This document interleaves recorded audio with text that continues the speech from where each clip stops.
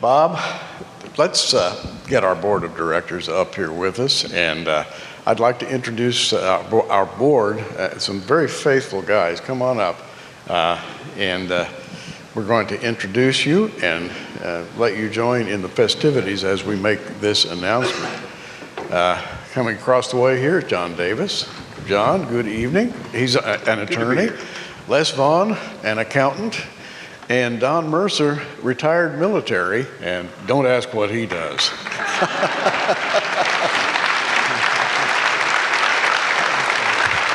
Bob, I think we ought to let these guys say a little something. Well, the scripture says there's wisdom with many counselors. And these are our counselors, these are our board members, these are faithful friends, Christians who hold Gary and I accountable for everything we do. That's the way a ministry should be run. Who goes first? Let's call on Les Vaughn. Les has the gift of gab. Les, that'll work. If anybody can warm up a place, it's Les Vaughn. You need a mic? We'll get out the teleprompter here. All right, you got a mic here. Okay, good evening, everyone. My name's Les Vaughn. The essential part that I play as a role for Prophecy Watchers is that I am basically the number guy. I'm the bean counter. We do the financials. We do tax returns. We make sure that Prophecy Watchers is in compliance with everything that it needs to be. And with that said, in my introduction, I want to tell you a little story. And it's something that means something to me. I think it'll mean something to you. About 30 years ago, I was one of 4 partners in a local CPA firm here in the city.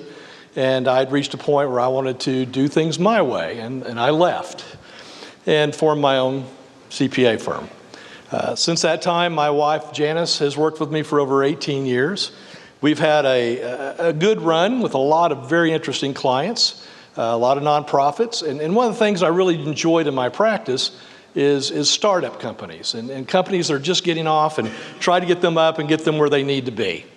One of my companies back in those days, we literally started out of the back of a van. And it took several years. We ended up with 5 companies. We were working on 2 different continents. We ended up in the Inc. magazine, 500 fastest growing companies in the United States 2 years in a row.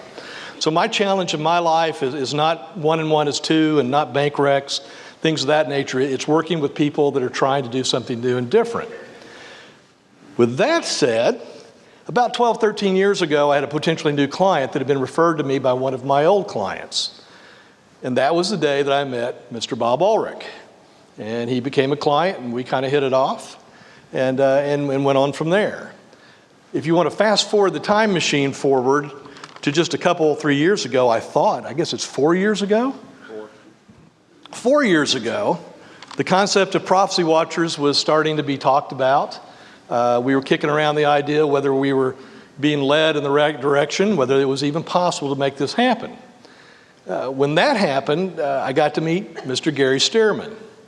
Now, in that meeting, it came out the fact that Gary was a long-term client of one of my long-term clients, who just happened to be the guy that introduced me to Bob Ulrich. So I kind of found that interesting and kind of put it to one side, and I thought, well, it's meant to be. So we went on down the road working on getting Prophecy Watchers ready to go and seeing if we could actually make a living being out of it. And about that time, we had our first organizational meetings.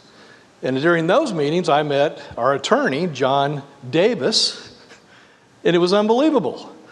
I'd worked with John Davis 25 years ago when I was first starting my firm, and I hadn't seen him since.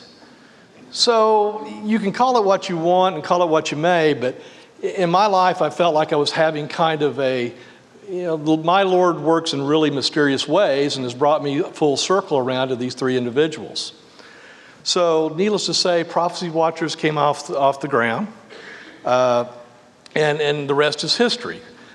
We've walked through doors that have been opened for us. We've done everything that we possibly can do to try to let God's will work through us and through Prophecy Watchers.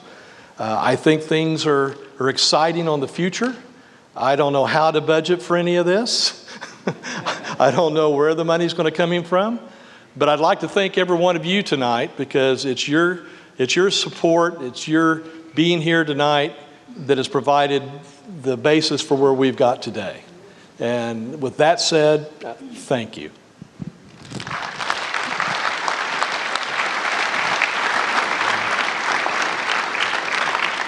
Les is not very good as an accountant because, number one, he said 3 years and it was really 4. And number two, he said 25 years ago, and actually it was about 34 years ago. But I'm not counting.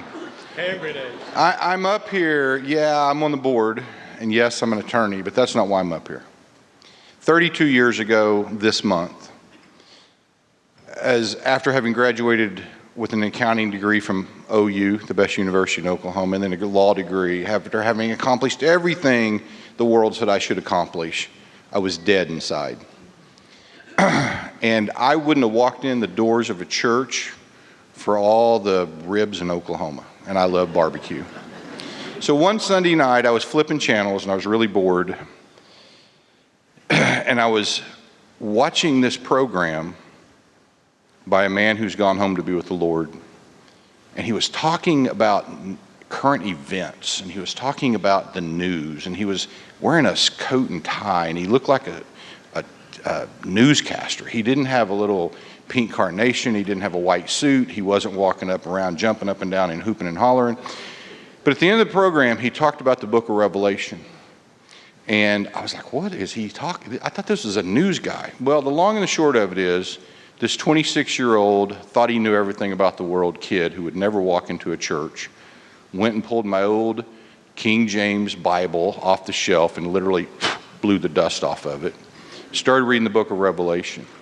3 weeks later, going through the book of Matthew and Mark, halfway through the book of Mark, I realized what was missing in my life, that big old void, the big old hole in my life, was the very God that created me.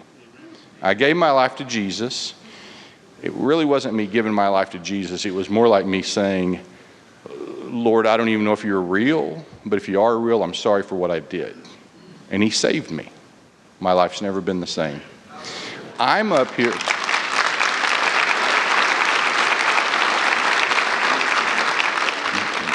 Jesus gets the glory, and we all know that, not me.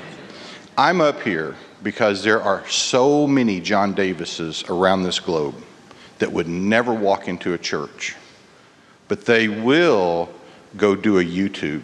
They will go down that YouTube rabbit hole. They will find what these guys are doing, and my prayer is that we keep them out there on the airwaves, on the internet, through the app, through everything that's there. I thank you guys for coming. I thank you for all the books you bought and all the donations. I'm excited about the opportunity of a building where they can actually do more programs. And you know, my goal, and they get mad at me when I say this, is maybe we can translate some of those programs in some other languages to catch some other people. But I just really want to thank you guys. And if it wasn't for people like you 32 and 33 and 34 years ago, and other teachers like Gary and Bob, I would probably not be alive, and I definitely wouldn't be headed to heaven. And I just want to say thank you. So.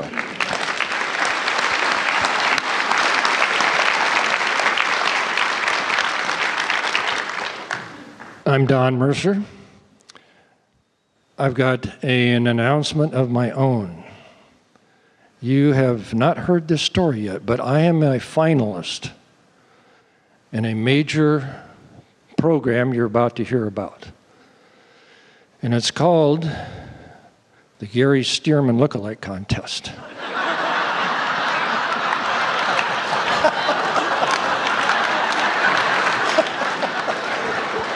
We have a winner. Now, I know there are other competitors out there, and some of them are looking pretty good, so it's going to be a tough fight, but I'm asking for your vote. My story is a lot stranger, and I'll tell you a little bit. I spent 22 years in the military. I'm a retired lieutenant colonel. I spent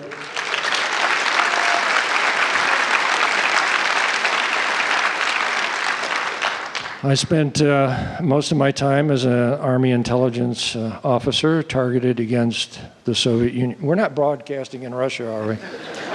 Okay. They've got a file on me, trust me. But anyway, oriented against the Soviet Union. I spent a lot of years learning to speak Russian. I served in Moscow for a couple of years. A couple of years I worked out of Berlin doing strange and wonderful things on the other side of the wall when the Berlin Wall was still up.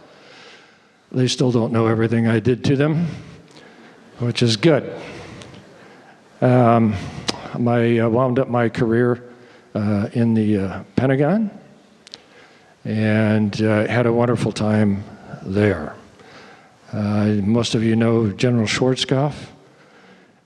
He stopped me in a hallway. I had briefed him many times. He stopped me in a hallway one day, and he said, they're sending me to a place, and I'm going to take it over. It's called Central Command down in Florida. I want you to go with me as the Russian expert. And I said, no thanks. In the back of my mind, I thought, I don't think you're going anywhere, sir. Because he was kind of a rebel. And I told him, I'm going to retire. Okay, well, of course, he wound up running the Gulf War. It was a great era. But I missed that. God had a plan. I left there and I went to the Central Intelligence Agency. We're not broadcasting any, no, okay. And I spent 5 years with them doing weird things overseas, and that's another story for another day. And then I left that because one night my wife and I were reading Isaiah, and I read that part where it says, "Here I am, Lord, send me." And I said, "Sandy, look at this." So we prayed it back. I said, okay, here we are, Lord. We don't know what you want, and we don't know where we're going, but send us. Within days, I got a note from a daughter that said, hey, there's this place back in Michigan. They're looking for a CEO to replace the founder. And I said, man, I don't have any experience in that because it was a child caring, child placing organization. But they did have an outdoor adventure program, and being an airborne ranger, I said, I can do that. So I kind of figured out they probably weren't going to interview me because I was a long ways away. But I happened to go back to Michigan, and believe it or not, I got an interview, and they hired me. The founder and his wife of that organization have a story of their own that will knock your socks off on how God blessed them and blessed that organization. Kerm and Jean Hanley are their names, and they are here tonight. Kerm and Jean, where are you? I know you're out there somewhere. There they are. So I'm getting to the punchline. So eventually I developed an interest in prophecy. I started going to prophecy conferences. And the real reason that I'm here tonight is because of a little teenage girl who sold cookies at the prophecy conference. And her name is Alyssa Ulrich. Sound familiar? Her nickname from me is Cookie Girl. Cookie Girl will actually be here later on today, but she's working. She is a professional pastry chef. She followed her dream, and God has blessed her. She does amazing things in this community. So eventually she introduced me to her parents, and got to know Bob and Chris, and the rest is kind of history, as they say. And eventually they asked me if I would join the board. I said to Gary, I'm not a prophecy expert at all. It's a hobby, and I have a passion for it. I'm not wealthy. I don't have a lot of money to contribute to this. And he said, perfect. We want you for your wisdom and your experiences in the past, and that's good enough. So here I am, and don't forget to vote for me.